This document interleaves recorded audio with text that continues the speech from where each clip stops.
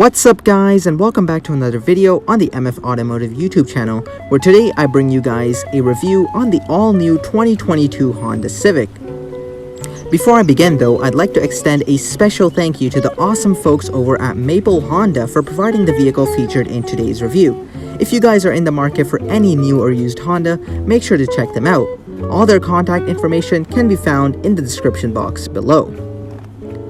This is the 2022 Honda Civic, Honda's immensely popular and world-renowned compact sedan, which has been fully redesigned and now enters its 11th generation for the 2022 model year. Under the hood, the 2022 Honda Civic is available with two different engine choices. While the Touring features a 1.5-liter turbocharged 4-cylinder engine that produces 180 horsepower and 177 pound-feet of torque, all other trim levels of the new Civic feature a 2-liter naturally aspirated 4-cylinder that produces 158 horsepower and 138 pound-feet of torque.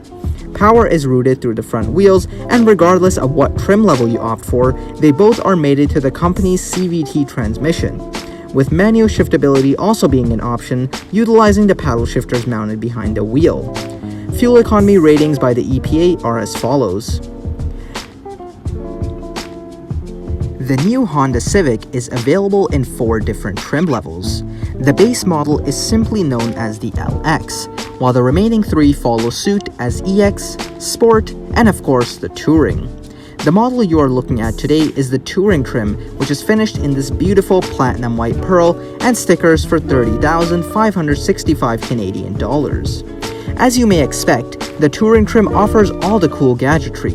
However, the LX trim isn't too shabby itself. It includes features such as adaptive cruise control with low-speed follow, a blind spot information system, a lane keep assist system, traffic jam assist, LED headlights, heated exterior mirrors, push-button start, a remote start system, a 7-inch instrument cluster display, automatic climate control, and more. With all that in mind, let's start off with the exterior styling, and specifically the front, where the new Civic features a simple yet contemporary design. The headlights have been restyled and feature a full LED setup, which includes both the high beams and turn signals, as well as a darker headlight housing. The grille instills horizontal and vertical slats and is somewhat of a two-tone color scheme, blending with the body-colored portion up top. The lower front fascia features another large grille and the LED fog lights enclosed in this trapezoidal black casing. This black casing also houses the front parking sensors, seen here in the form of 2 dots found on both sides. The hood, which I believe is aluminum this time around, has some makeshift creases, giving the front a more muscular look. Moving along to the side profile of the new Civic, where the shorter rear overhang is more apparent. Honda has implemented a new manufacturing process in which the roof is laser brazed to the body panels, not only eliminating the rubber trim you usually see on the edge of the roof, but also making the chassis more structurally rigid. The wheels, which are a multi-spoke design in a 2-tone finish, measure 18 inches in diameter and are wrapped around Goodyear Eagle Sport all-season tires. They also fill in the wheel wells nicely. The side mirrors are heated and feature an integrated turn signal. They are also attached to a stalk on the door this time around. The door handles on the Touring trim are also body colored instead of chrome and now feature ridges instead of a button to lock. Last but not least, let us talk about the rear, which follows the same simplistic approach found up front. The 2-piece taillights feature LED brake lights, however, the turn signals and reverse lights are halogen. They also appear to include a darker housing like the front on the inside. The trunk lid holds our model and trim designation, while also featuring an elongated design to mimic a spoiler. Moving down further reveals our horizontal reflectors, rear parking sensors, and a small body-colored strip that sits between the 2 exhaust pipes. With the exterior styling discussed, let us move on to the interior, where materials mainly consist of soft-touch plastics, leather-trimmed surfaces, and gloss trim. Honda has taken a new direction with this interior, and it's different to say the least, in a good way. As expected, the fit and finish is great, and all frequently touched areas are premium to the touch. The climate vents, which are most likely the topic of discussion, span across the length of the dash and feature a honeycomb-like mesh design. At first glance, they appear to feature a singular vent the whole way through, with the hazard switch located in the middle. But they are actually divided into sections to better navigate the distribution of air. Speaking of air distribution, it's done via a set of stalks that you adjust like you normally are accustomed to do so, although these look a lot cooler. Below the climate vents, we find 3 knobs which control, well, our climate. The new Civic features dual-zone climate control, with the knobs on the left and right controlling the temperature for either the driver or passenger, while the knob in the middle controls fan speed and turns on or off the fans when pushed in the center. The knob in the middle also features a small display within the center to show our level of fan speed presented in small squares. The knobs on the left and right also feature buttons in the center which can be clicked to activate the auto setting, and the one on the right to sync both. Besides the knobs, which have a satisfying click to them when turned, might I add, we also have a set of hard buttons to control the front and rear defroster, air conditioning, modes, and more. 2 displays are also present to convey climate information. The heated seat controls for the front passengers are also located in the same vicinity. Moving down further, we find 2 USB ports as well as a 12-volt outlet and a wireless charging pad. The area behind the ports features our transmission selector, which is wrapped in leather might I add, and has the option to cycle between 5 settings: park, reverse, neutral, drive, and low range. Behind the transmission selector, we find the switch to cycle between our different drive modes. I'll talk more about this once we get to the instrument cluster portion of the video. The buttons behind the selector are the buttons to activate or deactivate auto start stop functionality, engage brake hold, and the handbrake lever. To the left, we find a set of cup holders which are sized appropriately to fit a small or large beverage, and all this enclosed in this beautiful smooth gloss gray trim with a textured pattern on the inside. The center console offers a decent amount of space and a removable tray to hold coins and other small objects. It's also padded in nice soft leather. The seats in the new Civic Touring are leather perforated and are power operated for both the driver and passenger. They also offer adjustability in the form of 8-way on the driver's side and 4-way for the passenger. The steering wheel is also new for this year and is a 3-spoke design wrapped in smooth leather. It features grip extensions in the 10 and 2 positions. Buttons found on the steering wheel include controls to adjust the volume and skipping tracks, adaptive cruise control, voice activation, and our heated steering wheel. Steering wheel mounted paddle shifters are also present and are larger than before. The aforementioned controls are also enclosed in this nice gloss black and silver trim. Moving past the steering wheel reveals the instrument cluster, which yes is fully digital this time around, a first for the Civic. The display measures 12 inches in diameter and is horizontally opposed. It's controlled via the 2 scroll wheels found on the steering wheel. The scroll wheels also act as a button to confirm settings when pushed, negating the need to add an additional OK button. The display boasts crisp graphics and an intuitive yet simple interface, which is easy to learn. It displays a multitude of vehicle and audio information.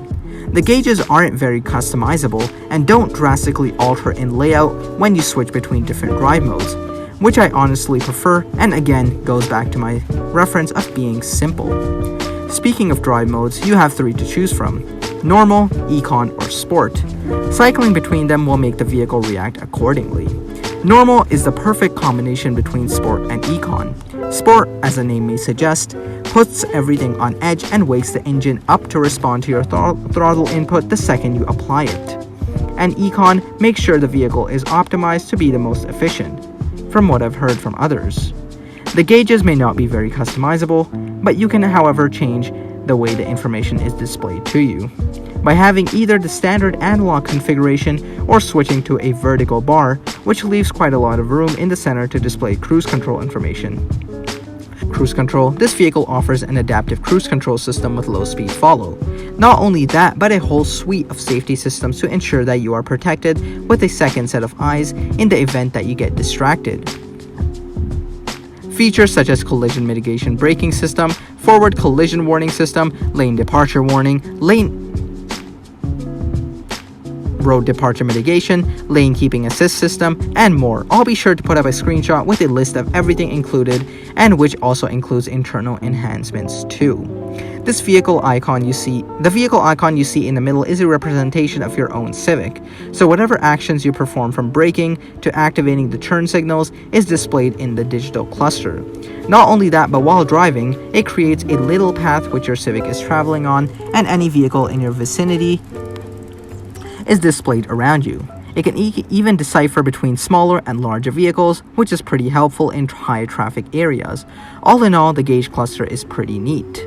Next, let us talk about the infotainment display, which has also been revamped for this model year and now sits on top of the dashboard.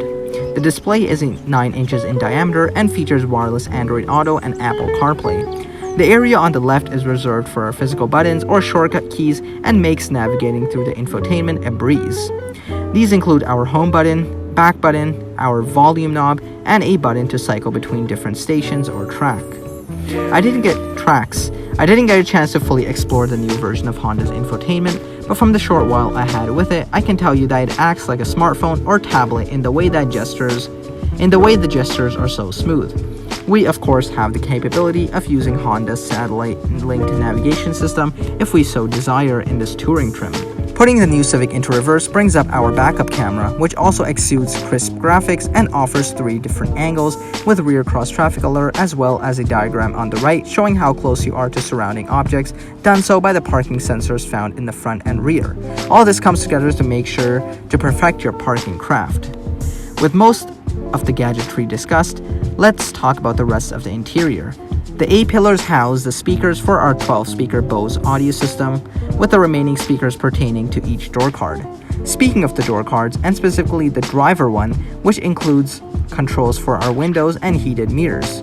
The front 2 windows are fully automatic, with the switches being surrounded by this nice silver trim, making them look even better. These controls are also enclosed in the same beautiful gloss gray trim found in the center.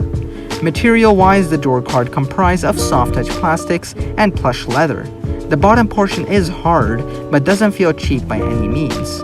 Moving along to the rear, where occupants in the back are surrounded by the same high-quality materials found in the front. For one, the door cards are covered in the same soft-touch plastic and plush leather found up front, even down to the same lovely gloss gray trim. Gloss black trim and an aluminum door handle also add to the decorative theme, along with a compartment to hold your water bottle. The rear seats are also perforated leather and feature a heating element too. The seat in the middle can double down as both a place to sit or an armrest with 2 cup holders when not in use. Occupants in the back can also recharge their devices on the go thanks to 2 USB ports located in the middle. A map pocket behind the passenger seat makes it easier to carry files and loose papers without the fear of anything slipping out. Consumers looking to carry larger or longer objects also have the convenience to fold the rear seats in a 60-40 split via the anchors located in the trunk. Speaking of the trunk, it can be opened in 2 different ways, utilizing either the key fob or the button located under the Honda logo in the rear. When unlatched, it opens all the way thanks to a feature referred to as assisted opening trunk. Inside the trunk, we find access to 14.41 cubic feet of space and a spare tire hidden under a cover.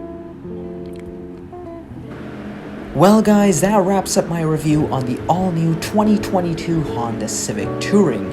If you did enjoy this video, please give it a big thumbs up and subscribe so you don't miss any future videos. Thank you so much for watching, and I'll catch you next time.